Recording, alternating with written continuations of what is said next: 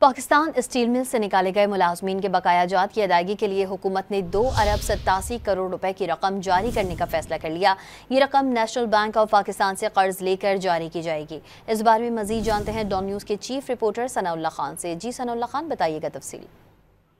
دیکھیں، اسٹیل مل کو بند کیا گیا تھا اور آپ کو پتا ہے 2020 میں ان کے 4544 جو تمام ملازمین تھے ان کو جبری طور پر گولڈن شیک ہینڈ دے دی گئی تھی اور تقریباً 20 ارب روپے وہ بنتے تھے، لیکن پچھلے 5-6 سال سے یہ ملازمین دھکے کھا رہے تھے۔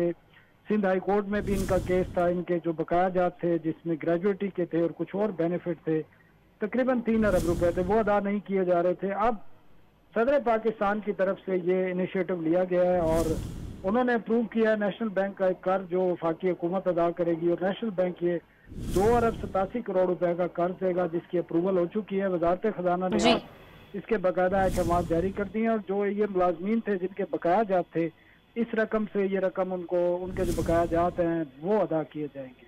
جی ثناء اللہ خان اپڈیٹ کر رہے تھے، آپ کا شکریہ۔